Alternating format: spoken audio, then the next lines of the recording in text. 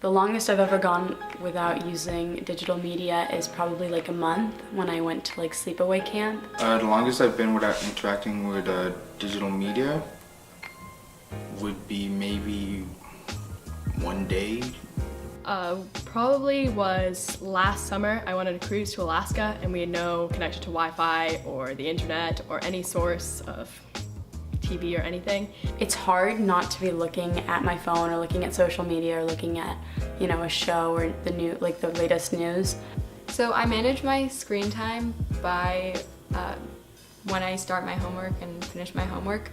So usually I get home at around 4 o'clock, and when I get home I'll take about like 20-30 minutes to just chill and check my social media, text, and take a break before I start my work.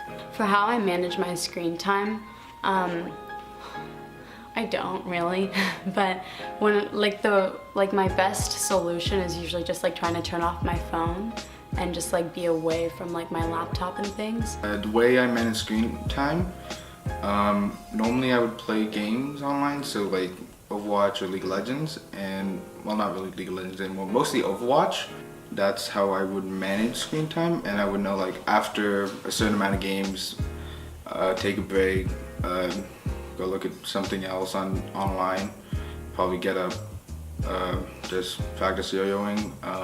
One specific thing that I use to manage my screen time is this application. It's called a Porodomo timer. It breaks up your work time and your rest time into 25 and 5-minute breaks, and it's a pretty efficient way to break up your time.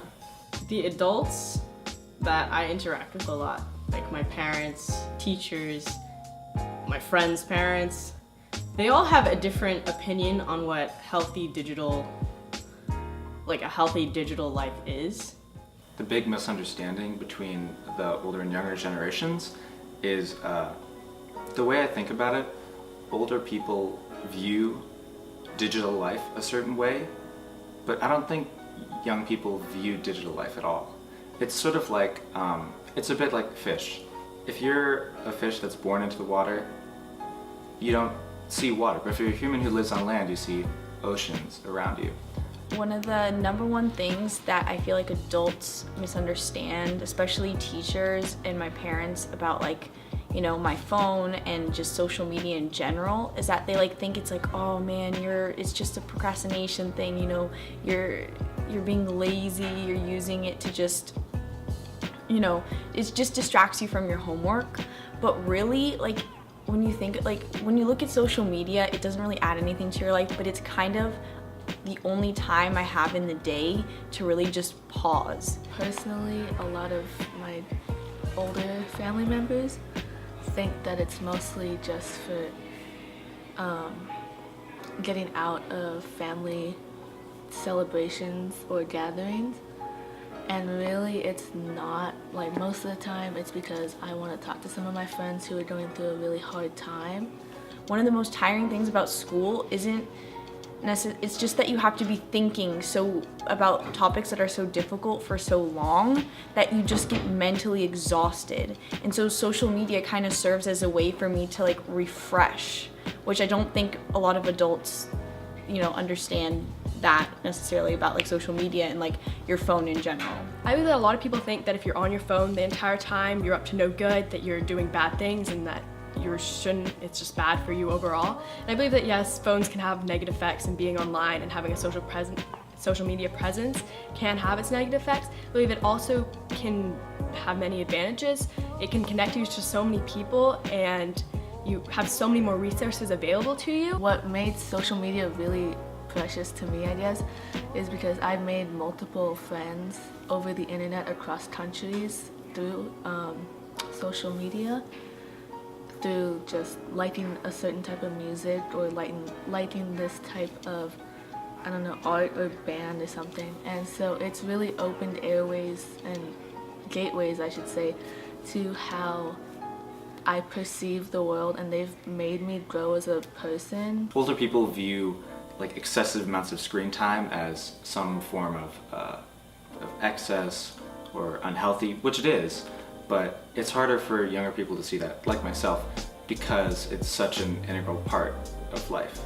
It's hard to imagine that something that's so necessary and omnipresent in our lives is unhealthy for us. If you're on a phone and your friend is across the room also on their phone, I think that's unhealthy. I think you should get off and talk to each other because you're spending time with each other, and I think it would be wasted if you're on your phone. Even when I'm with my friends, my phone ends up like being a distraction when I'm talking to them. Sometimes when one person puts their phone down, they realize, oh my gosh, we're all on our phones. We can just talk to each other about the things that happened in our day or something like that. But we decide not to, which I think is interesting. Because what is on our phones that is more interesting than a physical person sitting across from you? I definitely think sometimes we could be more present when we're hanging out with each other. Not really, because like I like to be interacted with people and like what they are doing, like and stuff like that. Just like to see like what's going on with everybody. I can't speak for everyone, but I know it makes me pretty depressed. It can be hard, just because the like 95% of what you see on social media are like the best parts of people's lives. So when you have an Instagram feed filled with people going to concerts and parties and living the time of their life, it can be hard when you're alone in your room working on a project. When the truth is that people who post these things on Instagram, this is probably like, an infinitesimally small fraction of their life. Maybe they have trouble with their parents. Maybe they have mental health problems. There's so much that isn't included in social media that it gives people a really skewed view of their peers and society as a whole.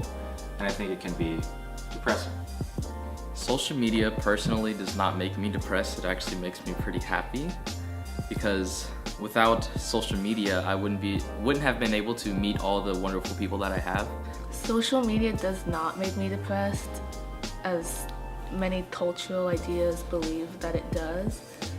It actually makes me a lot happier because of my friends that I've met through them. And just last night, I went to a concert with some of them, and I just was blown away by how happy I was, and I haven't been that happy in a long time. Social media, not necessarily, I would say, depressed. It's just, social media is a great way to like get a window into people's lives. Like, if I don't know who this person is, I'm not gonna like go up, like maybe in the past you just go up to them and shake their hand and say, how are you? What are you interested in?